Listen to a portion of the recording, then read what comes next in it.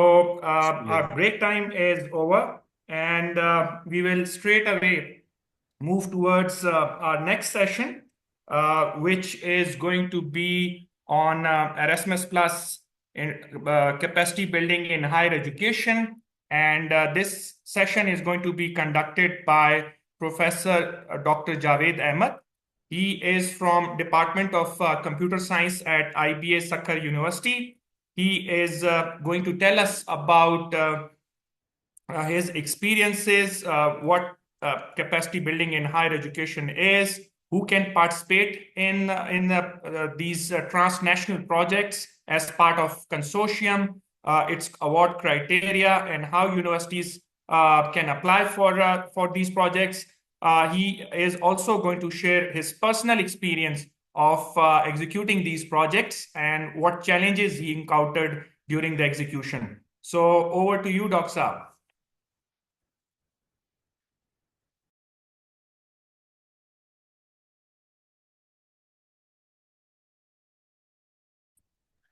Thank you very much, Kashif sir. I want to share my slides. I hope I have, you made me host. Yes, sir.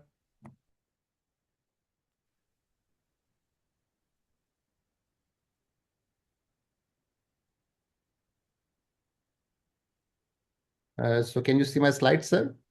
Yes, we can see your slide. Please go ahead. Okay, thank you very much, everybody, for joining this session. First of all, it's a good effort by Higher Education Commission of Pakistan and National Focal Points and EU Delegation in Islamabad about providing awareness to HEIs in Pakistan about different funding opportunities which are available under the umbrella of Erasmus+. So as far as my brief profile is concerned, I have a background in, getting my education on Erasmus scholarships. I did my PhD through European funding, and due to that, I have much more experience related to these different tracks, how they are useful for an individual as a student, and how they are useful for institutions. This is, a huge opportunity for Pakistani institutions to internationalize their institutions by exploiting the funding of European Commission. So we have been supremely successful to utilize this opportunity to internationalize Sakkar IBA University. We have been successful in forming ICM mobilities. We had agreements with several European universities. I will not be focusing on those because that is already done by my colleagues in the last session. So my focus will be on capacity building in higher education. So we also were very successful in capacity building in higher education. We were able to win a project under capacity building in higher education by the name of RAPID. I will explain this project in the end of the presentation. And a good thing is that there are only few universities in Pakistan which have been awarded CBHE as a coordinator. So Sakkar IBA University is one of them, which is coordinating this project. So with us, we have 3 European universities. We are coordinating them, and we have with us, 7 Pakistani institutions, which also include QAA HEC. So QAA agency of HEC is also part of this project. So first of all, we need to discuss about the basic details of, applying for this proposal. And before we go ahead with the details of this proposal, we need to understand a few important terms. So sometimes people think when we talk about this European funding, this is focusing on adding value to European institutions. So I think this is not right. And sometimes people think in the application there should be something which serve the purpose of European needs. I think again we are mistaken when we talk about the purpose of Erasmus plus CBHE. The main purpose of Erasmus plus CBHE is basically focus the need of third countries. When I talk about third countries, it means the non-European countries, which are not part of program countries. Then it's also going to target the priorities which are of a third countries. And they are trying to maximize the benefit of third countries, not the European countries. What they want actually from the best practices of Europe, we can benefit and try to focus on our needs, our priorities, and try to benefit our institutional structures, develop curriculums, or basically do some modernization in our institutional setup at higher education. So we need to understand that the major focus is to upgrade third countries, not the Europe. So when we are writing proposal, we should look into our issues in our higher education institutions, and then try to find some expertise in Europe and try to form, bring them at the consortium, and this will give us a value addition through Europe. So some of the objectives of this CBHE are basically improving the governance structure in higher education institutions. Okay, so making education more accessible to even a rural population. Sometime in third countries, there is a huge, divide, that is rural-urban divide. And sometimes that divide is not only, in terms of financial status, but that's also in terms of, technology access. So, they're trying to make, this grant which can help rural areas and make them also accessible to this higher education, education. One of our projects which we are focusing on is trying to upgrade the infrastructure at very remote universities like University of Sikardu, University of Turbat, and University of Balochistan. So apart from that, there is also, something about innovation. For example, there are some of the modern curriculums which are being offered in Europe, but here in our universities, these modern curriculums are still not being undertaken. So there is a possibility we can develop a consortium, and that consortium can focus on developing a curriculum which can later be taught at Pakistani universities.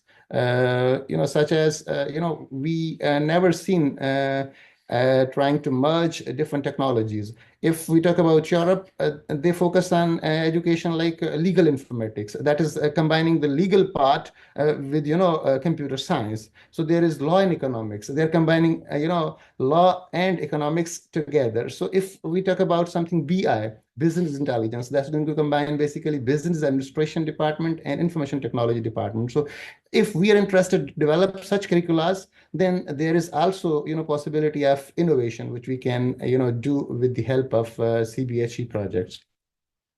We need to understand two very important terms. There's a term called program countries, and include all the European countries. Also, Turkey is part of it. And then there's a term that is called partner countries.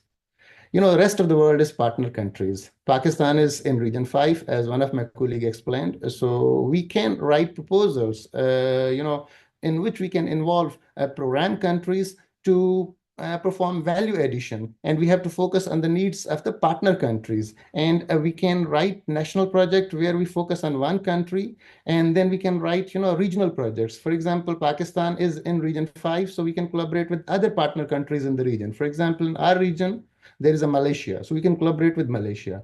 There is, Nepal, we can collaborate with Nepal. So these are the regional projects. I will explain in, later in this presentation as well. So program countries are the European countries, and partner countries are non-European countries. So if we talk about non-European countries, partner countries, they have broken into 11 different regions, and Pakistan falls in region 5. And some of the countries which are with Pakistan include Thailand, Sri Lanka, Philippines, Nepal, Bangladesh, Bhutan, and Vietnam.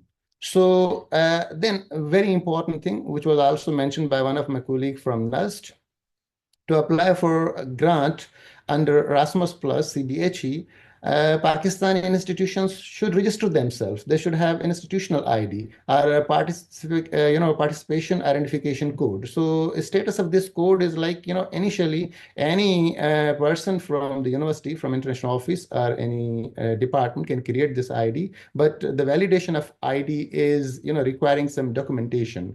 So European Commission needs some important documents from the university, like charter of university, and then there should be, a leader. Leader is a person from the university which is appointed by the university administration. So, after appointing leader and providing certain documentation to European Commission, this ID should be validated.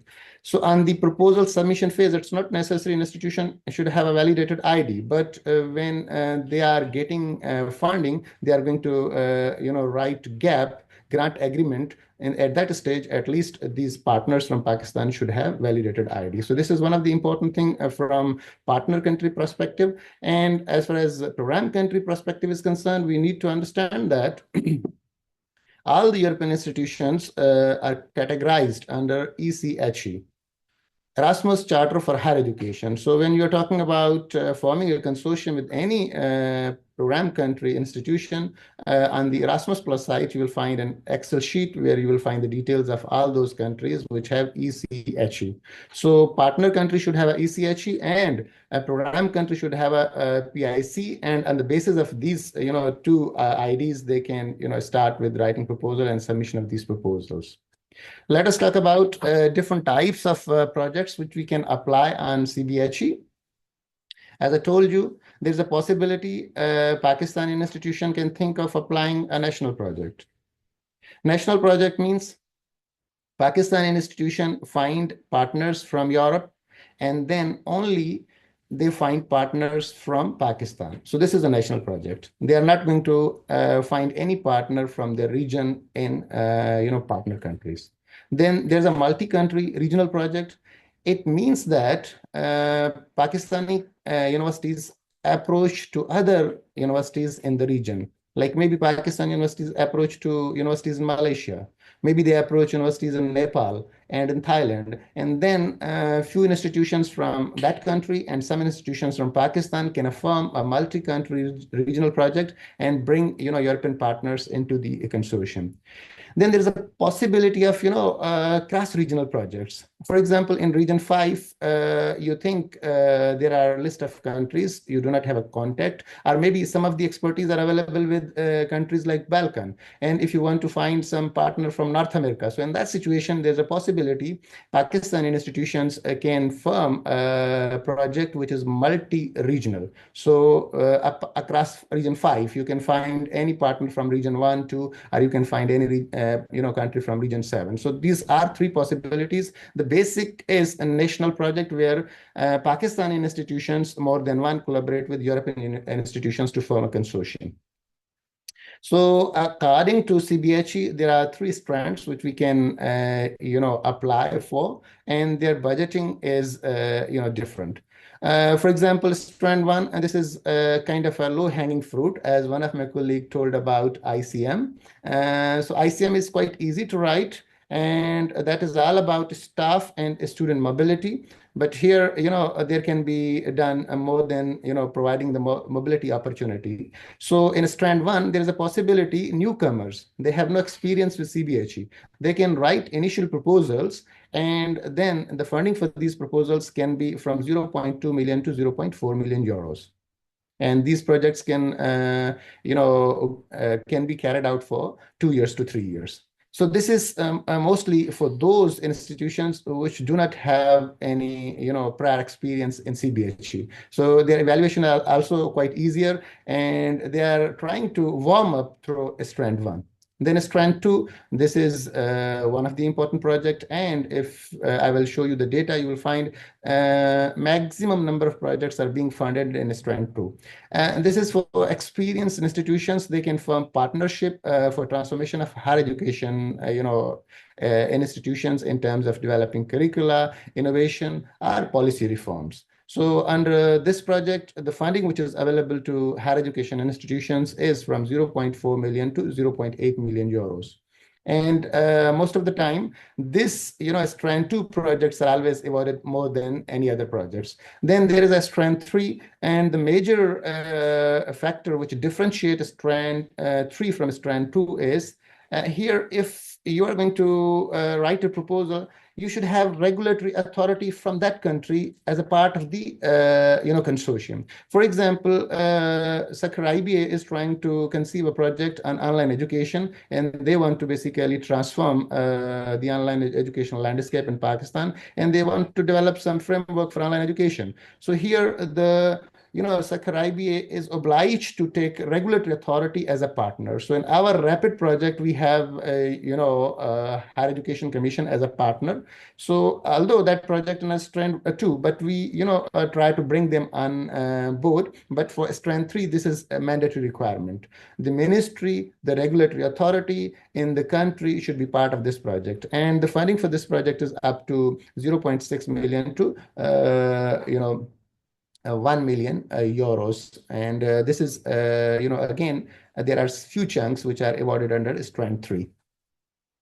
So let us talk about these strands in detail. As you see, for strand 1, this is basically for HEIs which are least developed. For example, there are some rural universities, they have less experience, they are less developed, and they want to enhance their administrative or management capacities, or they want to enhance their quality. So in this situation, they can develop a proposal, and maybe this strand is also good for newcomers from remote regions with less experience. And under this project, the work which can be carried out is related to setting up your international office in the university, which can further foster collaboration in the future. You can, upgrade your quality assurance processes, or maybe capacity building of your faculty and staff. So these are the things which can be carried out under this project. When we talk about strand 2 projects, and this, maybe you can link some industry with, your HEIs. And normally, there is a huge gap between academia and industry. And I have been, exploring the awarded projects to Pakistan, and there is, not any good number of projects which bring the industry. Most of the projects have consortium, which are also, among HEIs. I think there's a good chance, especially the engineering education or in computer science education, we can bring industry, and we think about entrepreneurial, mindset. We talk about techpreneurship, and in these areas we can bring something like PITB. So these industries can be part of this strand and consortium. And in these project, what we can do is we can design innovative curricula. As I told in earlier set of my discussion, there is a huge margin to modernize our curriculum. Our degrees are still within the discipline, so there should be interdisciplinary degrees. World is trying to bring programs which are interdisciplinary. Still, we talk about master in business administration. We have never thought about something BI, business. BI means business intelligence. So we can bridge the gap between information technology and business. So this is one of the area where we can develop curriculum, or any other innovative idea where curriculum can be reformed or redesigned, or some innovative aspect is being introduced into curriculum. One more example can be about Industry 4.2. So still in Pakistan, engineering universities are lacking, their focus on Industry 4.2. Industry 5.2 is also in an infancy stage. So we can develop or modernize our curriculum on these lines. So, and sometimes, we think about pedagogy. If we talk about pedagogy, still we are, using the pedagogy which was before these generative AI tools, before LLM. Now, if we see, our students are quite advanced. All their, assignments, all their projects are using this generative AI technology. But our teachers lag behind. I'm not talking about engineering or computer science faculty. I'm talking about generally the faculty in the universities. So maybe we can build the capacity of our teachers, and we modernize their teaching methodology, which can take into consideration, this new arena of LLMs and generative AI. So integration of technology and integration of tools related technology and teaching methodology can be, some of the important aspect where we can conceive projects. And again, as I told you already, universities can link them with industry, and universities can link them with businesses. We can develop a university in Pakistan, maybe that is promoting not employment, but entrepreneurship. So far, our university's curriculum is focused on creating employees. We have never thought of designing curriculum which create employers. So maybe we can link with some, a business related industry, and we talk about developing a program which can, create entrepreneurs, and these degrees generate, employers. So these are the lines on which we can develop strand 2 projects. Strand 3 projects are more on, structural reforms. We need some policy reforms in our institutions. So on these structural reforms, we can write proposals on strand 3. And as I already told you, in this strand 3, it's important the regulatory authority, the ministry, or any institution which is going to implement those reforms should be part of the consortium. So this is one of the requirements for strand 3. So let us talk about priorities. This is very important. When we are trying to develop a proposal, we keep in mind overarching priorities of, European Commission. So for this call, we have these priorities. And you see, for all the regions, these priorities are listed. One priority is Green Deal. So this is very important to know about Green Deal. On the next slide, I will be explaining what it mean by Green Deal. But you see 5 A's there. So this priority is valid for our region. Then digital transformation, 5A is also there. This is also valid for our region. And similarly, integration of migrants, governance, peace, security, human development, sustainable growth, and jobs. So in every overarching priority, you will find, region 5 is there. So let us talk about these priorities. When we talk about Green Deal, contribute to successful green and sustainable economics. Okay, so maybe our universities still they are fully focused on paper-based universities. For everything, we cut a tree and we print papers, and we do not think in aspects of having a green university, a paperless university. In West they are talking about a kind of a green universities. Things are going toward environment which are paperless environments. So still we are reluctant to use LMS, CMS, and still in some of the universities we have rosters for the students. So why not, we help our nature, and we try to use technology to make nature more sustainable. So in this situation, if there is any project which support Green Deal, that will be one of the candidate. This is one of the overarching priority of European Commission. Digital transformation. This is again great. So integration of a technology in pedagogy, integration of a technology in developing new curriculum. This is one of the important things. And again, policy reforms, and in a way, they support the digital transformation of higher education institutions, or any regulatory body which is associated with higher education institutions can perform digital transformation of them. So these projects are on those lines. Again, maybe integration of migrants. We cannot come up with many good ideas in this area. This may be, the aspect which are related to NWFP or KPK, where we have some of the problems related to immigrants. So maybe we can develop some solutions which are basically going to help them or ease their life. Proposals on these lines can be very useful.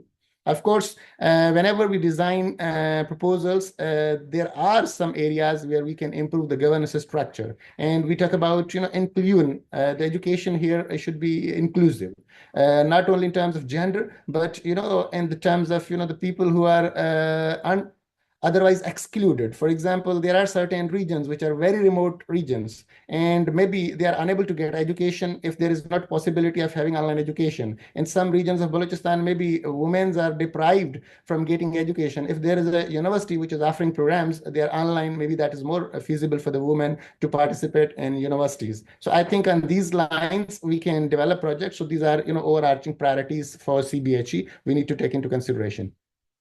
Who can participate? It's very important. Any higher education institution in Pakistan can participate in this. Okay, so maybe they can include any associated partner from industry, or they can include any organization which is NGO. So they can also include that organization as associate partner.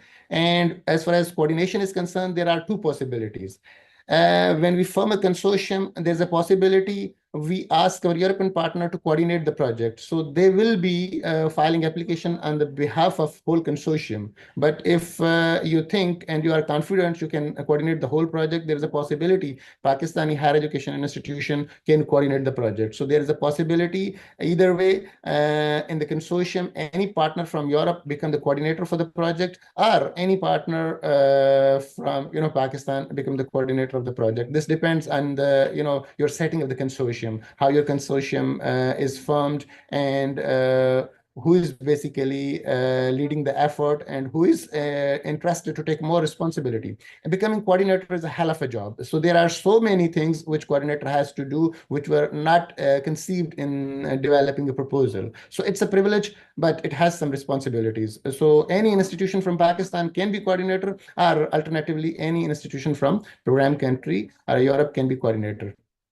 So if we talk about writing application, so I will give you idea of these three strands, how we can form a consortium. As I told you, there are three flavors of projects. National project means in region 5, Pakistan is focusing on their HEIs. Any institution from Pakistan, let us take example of Qaidam University, they are interested to file a CBHE proposal. So in that situation, what they need to do, at least they should bring two European universities from two different countries. So this is one of the requirement. To form a eligible consortium, there should be at least two different countries from Europe having at least one university from each consortium. So this is minimum requirement. And if it's national project, then from region 5, Pakistan should have at least two higher education institutions as a part of this consortium. Means minimum 4 universities for national project should be there. Two from two different European countries and two higher education institutions or universities from Pakistan. So this is actually for strand 1 and strand 2. And when we talk about strand 3, so the main requirement in strand 3 is when project is being developed. So in that situation, any regulatory authority which is on the line of that project, for example, if you are doing something related to education, so regulatory authority on national or a provincial level should be part of this project. So this is one of the requirement. When we talk about a multi-country project, so in this situation, at least we should have two universities from two European countries, and then from the region. For example, in region 5, we should have at least one university from Pakistan, and we want to expand in the region, and we are interested in Malaysia or Thailand. At least one university from Malaysia or Thailand should be part of this. So this is the basic eligibility condition for multi-country project. And as in strand 3, again, there should be a ministry involved in this project. So I think so far there is no issue in understanding the consortium. So I sum up. If any institution in Pakistan is interested to file application for CBHE, he should have one more university from Pakistan as a part of consortium partner, and he should have at least two universities from two different countries from Europe. So this is the basic eligibility requirement for the consortium. If there are 4 universities, 2 from 2 different European countries and 2 from Pakistan, then you're good to go for submission of a proposal. Budget. As I already told you, the budget for each project. So strand 1 budget is from 0.2 to 0.4 million. For strand 2, 0.4 million to 0.8 million. And then from strand 3, that is 0.6 to 1 million euros. So that is for each project. If we talk about the overall budget for, call 2025, so the budget allocated for call 2025 is, going to support at least 140 proposals. And it's 107, meg m. So again, there is a very important concept when we are preparing a budget, for any CBHE proposal. So European Commission normally fund up to 90%. So they require at least 10% of the amount is being invested by the institutions which are, developing this proposal. So let us talk about some more details of 5 regions. If you see for strand 2, at least they can fund 5 projects in this region. And strand 1, 5 projects, and for strand 2, 13 projects. And if we talk about strand 6 projects will be funded for Region 5. So I think this is one of the important things. So if we are interested to compete for more projects, so Strand 2 is one of the best option. So more funding is available for is there. And then let us talk about previous examples. So the data with me is up to 2023. So if we talk about 2023, the data shows that what is the success ratio for 2022 applications under CBHE were submitted globally 620, and applications which were awarded were 145. So selection rate was 23%. It's not a bad number. I think it's a good number. I will talk about Pakistani data as well. And for 2023, applications which were submitted were 790, and 159 applications were funded. It's 20%. So I think this is a very good number. If there is a selection rate of 20%, we should be optimistic. If we put a very good proposal, there are chances we can get funding. But this data is global. I will share Pakistani data as well. So if you talk about, strands, so 23% projects were funded in Strand 1 and 11% in Strand 3. And 66% projects were funded in Strand 2. So this is again, very loud to tell us there is, more chances if you have a Strand 2 project. For Strand 3, there is also a requirement of ministry, and for Strand 1, this is for the newcomers. Let us talk about Pakistani data. We fall in Region 5.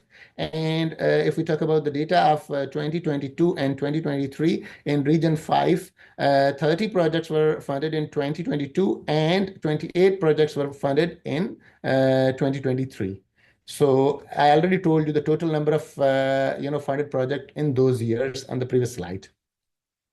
If we talk about this overarching priorities areas, we can see 27% projects were funded in digital transformation. Okay, governance, peace, security, and human development, 8% projects were funded in this area. Green Deal, 22% projects were funded in this particular area. And sustainable growth, 39% projects. And as you can see, integration of migrants, only 4% projects were funded in this particular area. So if we can, conclude from here, digital transformation, a Green Deal, and sustainable growth is basically the priority areas which have maximum funding in past years.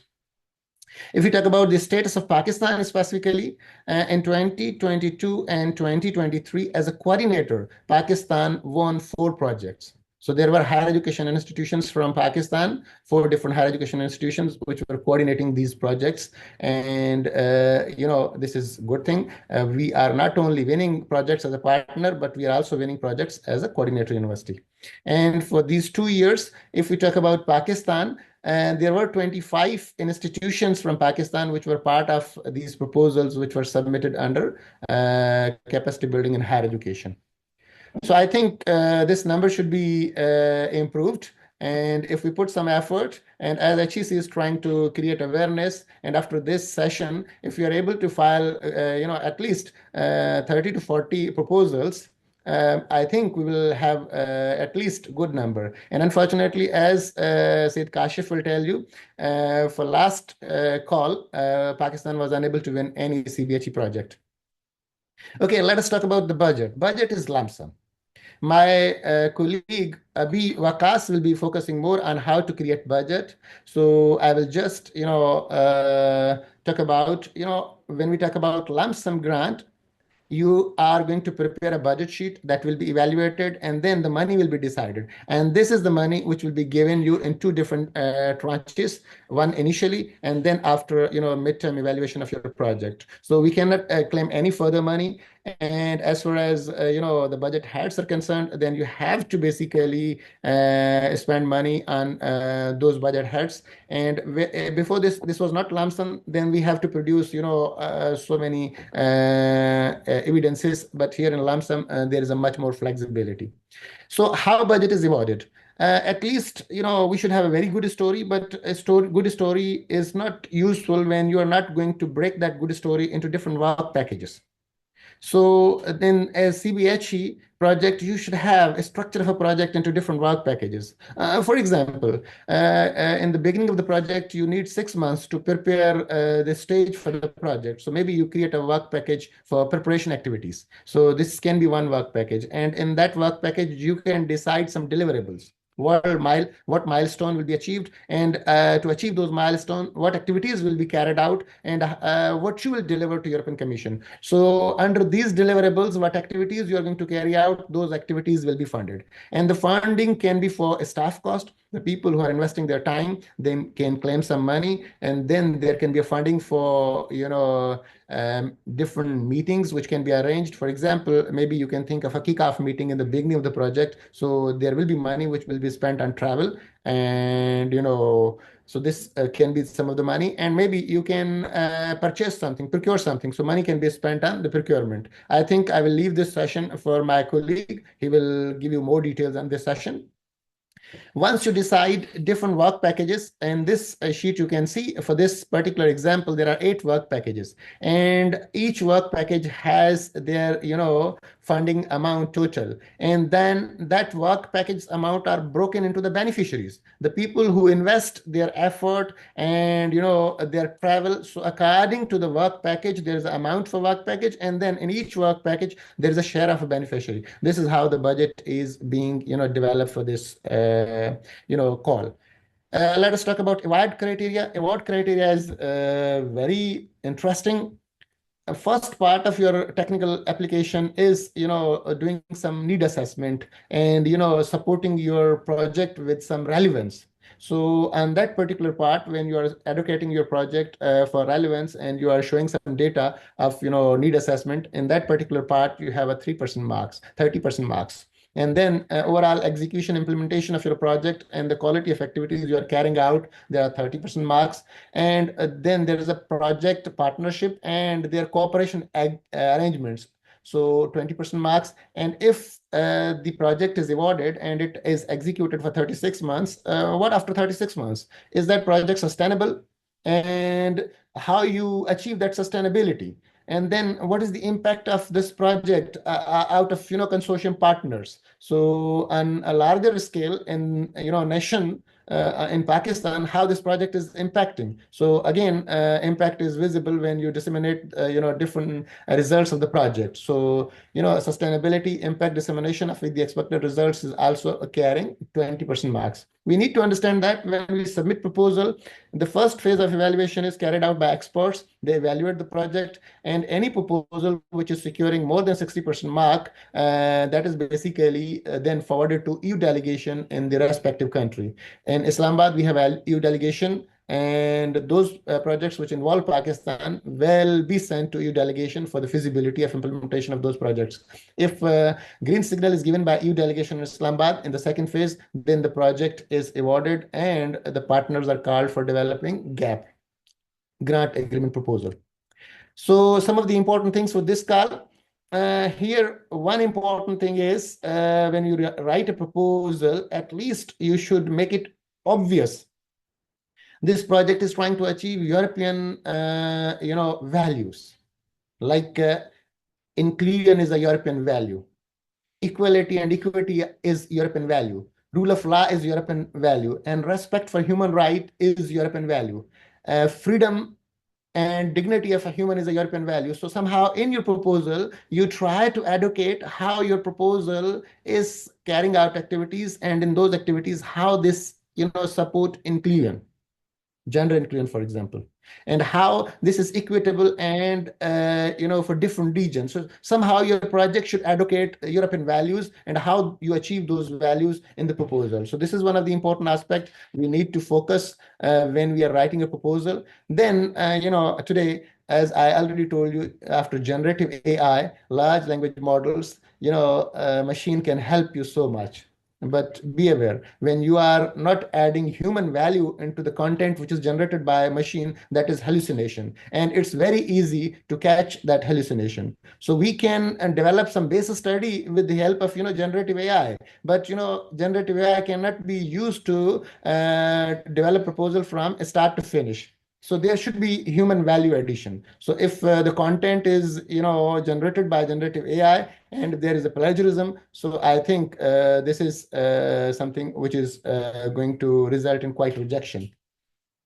A few more things. Initially in the proposal, there was always LFM, a logical framework metric. For this application, there is no more LFM. So there was part C. So far, they have excluded part C, and some of the important aspects of part C are included in part A. And then there's a part B, which is a more technical proposal. My colleague will guide you how we can file this application. Mostly the part A is filed on FTOP. This is funding and tender portal, and part B is a technical proposal, which is written, and then this is uploaded along with the detailed budgetary sheet. And one thing which is very important, technical part should not exceed 40 pages, and the maximum proposal in technical part B should be 40 pages. If there are pages more than 40, they will maybe disregarded, will not be evaluated. Okay, so some of the important things related to Part A, and that Part A will be submitted on a funding and tender portal, and this is online. And Part B and budget sheet will be uploaded with Part A. Let us talk about timeline. This call was open in November, and the deadline is 6th of February, if I'm not wrong. So after submission of your project, from February to July, there is evaluation period, and information will be sent to the applicants from July to August. And this information will be sent if your project is successful. You will be invited for preparing GAP, grant agreement proposal. And once grant agreement proposal is prepared, I will show you on the portal what is grant agreement proposal and how to prepare it. Once it is prepared and approved by European Commission project officer, then project will come into enforcement, and the years you claim, 24 months to 36 months, it will be executed for that particular time. So after signing grant agreement, this is starting from October. It depends on the applicants. It can go up to December, so your project can be active and you can basically achieve the results. How to submit proposal? It's very simple. European Commission has a very good portal that is called Funding and Tender Portal. All the proposals are being submitted on that particular portal. Who can submit proposal? Consortium, coordinator, university can submit proposal. That can be from European partners, or it can be from, Pakistan, a non-European partner. And already I told you the deadline is 6th of February. What about our success stories? So we have been highly successful in arena of Erasmus Plus. If you can see my slides, one of the success stories related to ICM. In 2018, we started exploring this ICM, and we have been quite successful in achieving number of ICM grants, and our faculty has moved to various universities in Europe, and our students also benefited from ICM grant. And then in Erasmus, we have basically this CBHE project called RAPID. And RAPID is the project where Sakhar is coordinating, and LNU is one of the partner university in this project. And if you can see that, we have not only involved HEC from Pakistan, but those countries where this project is being executed in Europe, we involve their Pakistani embassies over there. In this project, you can see that our ambassador, His Excellency, traveled from Stockholm to Waha and University of LNU when our midterm project meeting was there. And you can see, University of this embassy in Finland and Sweden is on board with our project. And for our partner in NTNU, we also took on board our university, our embassy in Norway. So our ambassadors in Norway and our ambassadors in Sweden are quite on board with these projects, and they are also participating in our midterm meetings. And this is one of the important thing. Our country take ownership of the project, and then European partners are more serious about your effort. So then, apart from these two projects, we have also been able to secure non-Erasmus fundings. And one example is actually the project which is funded by Norwegian Research Council. So if you want to explore more about these projects, so what we can do is we can go to their websites. You can explore the details of this project. This is our NARPART project. You can explore details over here. And then this is our RAPID project.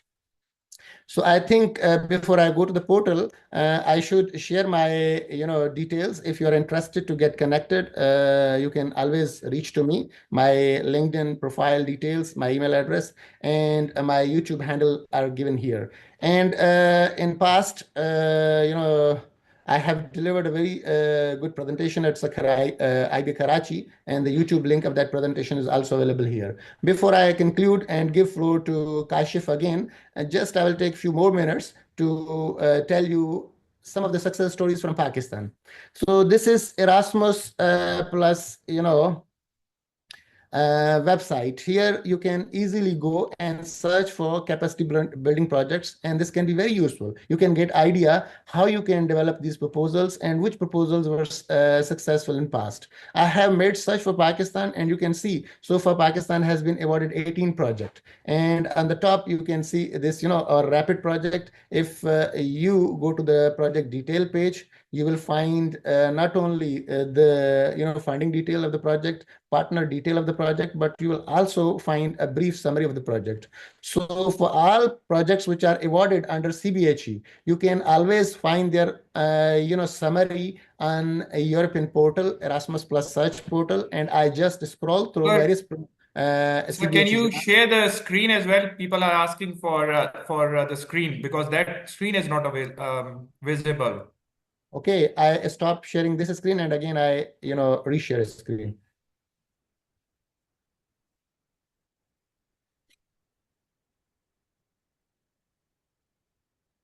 Is that visible now? Yes. So great. I think now this is Erasmus Plus, website. And this website, you can easily search for capacity building projects. So far, Pakistan has been awarded 18 projects. I made search for Pakistani projects. So you can just, see the titles initially. So this is a Rapid R project.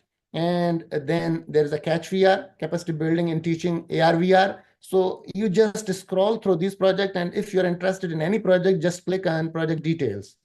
So you will go to the project page. There you will find more details about the project. And not only you will find the details of the project, you will also find the summary of the project. So I think this exercise can give you idea what kind of proposals can be funded under CBHE. So it's quite easier. Just you need to go to the Erasmus Plus website to search for CBHE project. Here the list is for Pakistani project. You can search project on the base of call year. You can search project on the basis of their completion. You can search project in any country, and this exercise will broaden your horizon of bringing the ideas to write project proposal. So another important thing is basically this funding and tender portal. So if we can see, this is actually the funding and tender portal. Once project is awarded, this project is managed through this portal. I go to the management of a rapid project. You will be able to see that this project is actually being executed, and when you are executing this project, you have to initially prepare a gap, and according to the gap, your project will be evaluated throughout. So this is the gap page which we initially developed. So project summary is there, and there is a list of deliverables. So we have 29 deliverables for this project. And if you see the status, so far, this project has been evaluated in midterm, and most of our, these deliverables has been approved, which were already submitted. So this deliverable, as you see, is deadline January 31st, 2025. So far, we have not submitted these deliverables. So those which were submitted during midterm period, all those deliverables are approved so far. And apart from deliverables, you have, milestones which you need to identify for the project. And this project has 6 milestones. And you evaluate when you go through the project. And, you have basically different things related to project, their critical risk, and what kind of dissemination activities you perform. So throughout execution of project, this funding and tender portal is your companion. You start submitting proposal through FTOP, and in the process of executing project, you go through this funding and tender portal. I think with this, I give floor back to Syed Kashif Jahan, and some hands-on will be performed by my next colleague. Thank you very much, Professor Dr. Javed Ahmed, for sharing such detailed presentation with us.